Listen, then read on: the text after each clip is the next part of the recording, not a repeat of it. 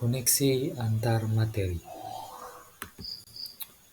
Kesimpulan dan refleksi oleh Iwayan Rediarta. Salam dan bahagia Bapak Ibu Guru hebat. Pada kesempatan hari ini, izinkan saya menjelaskan mengenai pemikiran Ki Hajar Dewantara, kesimpulannya, serta refleksi koneksi antar materi. Ki Hajar Dewantara.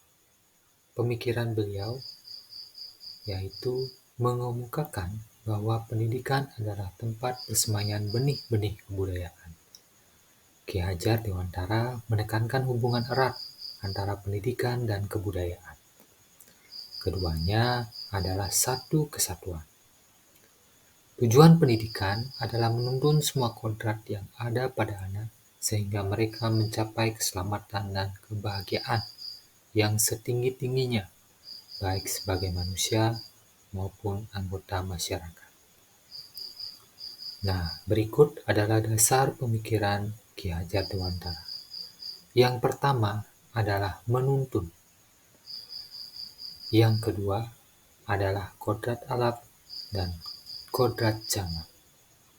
Yang ketiga, kodrat anak yaitu merdeka dan kodrat anak yaitu bermain. Yang keempat, bahwa murid itu bukan tabula rasa. Yang kelima, itu budi pekerti. Dan yang terakhir, guru diibaratkan sebagai petani.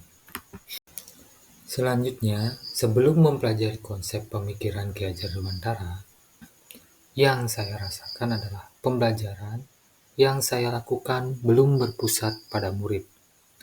Dalam pembelajaran, saya tidak memperhatikan kodrat murid yaitu merdeka dan bermain. Saya hanya sebatas mentransfer materi pembelajaran dengan menganggap ketuntasan dalam penyampaian materi dan kurikulum lebih penting daripada memahami karakteristik murid. Saya belum bisa menerapkan pembelajaran yang berhamba pada murid. Saya juga lebih memfokuskan pada penguasaan aspek pengetahuan dibandingkan aspek pengembangan budi pekerti murid. Dari sana, saya belum mampu menuntun murid. Yang saya lakukan adalah mengarahkan dan menuntut murid mencapai suatu sesuai dengan target yang saya ingin capai, yaitu ketuntasan materi pelajaran. Selanjutnya, hal yang berubah setelah saya mempelajari modul 1.1. Yang pertama adalah pendidikan yang menuntun. Saya menyadari tujuan pendidikan adalah menuntun segala kodrat yang ada pada anak, agar mereka dapat mencapai keselamatan dan kebahagiaan yang setinggi-tingginya, baik sebagai manusia maupun sebagai anggota masyarakat. Jadi, saya harus bisa menjadi teladan bagi murid sesuai dengan semboyan Ingarso Suntolodo. Saya juga berusaha agar menjadi guru yang mampu membuat pembelajaran yang menyenangkan, sehingga murid menjadi semangat dalam belajarnya. Selain itu, saya juga mulai mendorong murid untuk berani mengutarakan pendapatnya, jujur, dan menghasilkan karya sesuai dengan potensinya. Hal berikut yang berubah yaitu pendidikan sesuai dengan kodrat alam dan kodrat zaman. Saya menyadari bahwa anak lahir dengan kekuatan kodrat yang masih samar-samar. Tugas saya adalah menuntun mereka dengan berkolaborasi dengan semua pihak, memotivasi serta memfasilitasi murid untuk bisa mengembangkan potensinya melalui pendidikan yang sesuai dengan konteks sosial budaya, seperti halnya Trihita Karana. Saya juga menyadari pentingnya pendidikan yang sesuai dengan zamannya. Murid merupakan generasi penerus bangsa yang akan mewarnai kehidupan bangsa Indonesia yang serba menggunakan teknologi. Jadi, guru harus mempersiapkannya sejak dini, agar generasi penerus bisa menggunakan dan memanfaatkan teknologi yang ada dengan tetap menjunjung moral serta nilai-nilai budi pekerti.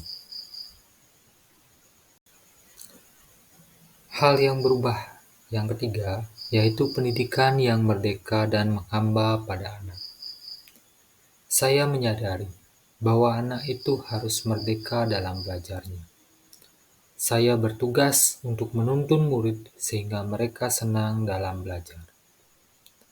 Murid memiliki kebebasan untuk berpikir dan berekspresi serta mengembangkan segala potensi yang dimilikinya sesuai dengan kekuatan kodratnya. Saya dalam hal ini masih berproses untuk bisa menuntun murid dan bukan lagi sebagai penuntut.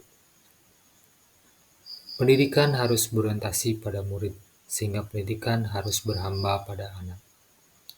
Dengan menekankan bahwa muara pendidikan adalah anak, maka pendidikan yang dilakukan adalah demi kepentingan murid, sehingga mereka akan siap untuk menjalani kehidupan dalam masyarakat. Selanjutnya adalah penerapan pemikiran Ki Hajar Dewantara di kelas. Yang pertama adalah pembiasaan 5S, yaitu senyum, salam, sapa, sopan, santun. Yang kedua, menjadi teladan bagi murid. Yang ketiga, pembelajaran berpusat pada murid yang menyenangkan. Yang keempat, memfasilitasi berkembangnya potensi yang ada pada diri murid. Terima kasih sudah mendengarkan. Mohon maaf bila ada kesalahan. Salam dan bahagia.